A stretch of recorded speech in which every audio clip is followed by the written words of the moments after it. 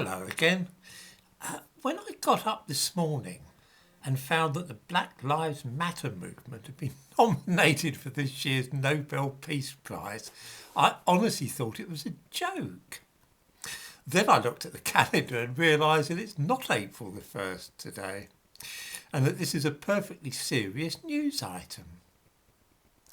As if that was not bad enough, mention was also made of a prize for which BLM had not only been nominated, but had actually been awarded.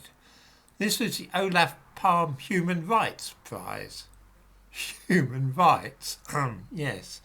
The text of the award, which carries a cash value of $100,000 or £73,000 sterling, says that Black Lives Matter was being honoured for promoting peaceful civil disobedience against police brutality and racial violence across the globe. Before thinking about the Nobel Prize, perhaps we ought to think a little about the idea that the Black Lives Matter movement has been doing anything for human rights.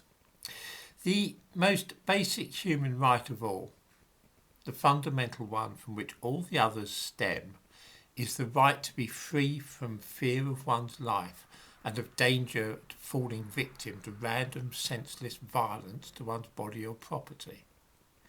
Without this basic assurance, none of the other human rights are really worth a damn. In ordinary civil society, this means that we can walk the streets safely, free from attack, and knowing that our homes and livelihoods are secure, and of course our families are safe. I am forced to observe that during the course of a single week of rioting instigated and in some cases organised by the Black Lives Matter movement in the United States, quite a few people lost their lives. In other words, they were deprived of their human right to life, which is a pretty basic human right, I think we'd all agree. In Minneapolis, shops were burned down and many people were injured. The same thing happened in other cities. Something else happened in Minneapolis, which had not been seen in the United States since the New York draft riots of 1863 during the American Civil War. A police station was abandoned to a rioting mob, who promptly burned it to the ground. Shortly afterward, another police station was surrendered to the mob in Seattle. Here's a question for viewers. Which citizens, black or white, in an ordinary city are delighted to see petrol bombs being thrown, shots fired, shops looted and the local police station burned down? Is that working men and women who want to live in safety, go to work and take care of their families?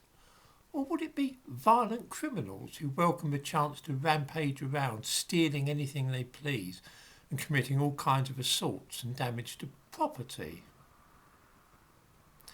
Should the people inciting such frenzied destruction really be given $100,000 for their work in protecting human rights?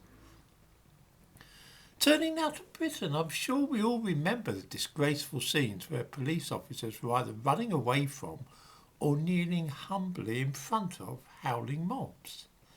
People who were pulling down and defacing our statues, including one of Churchill, and trying to desecrate the cenotaph and burn the Union flag hanging there. Does this deserve a peace prize? It was not peace at all, but war. War on the culture of Britain. It has often been remarked here that we are entering the world depicted by George Orwell in 1984, and here is a fabulous instance of that very thing, when we call war peace. Remember the party slogan in 1984? War is peace.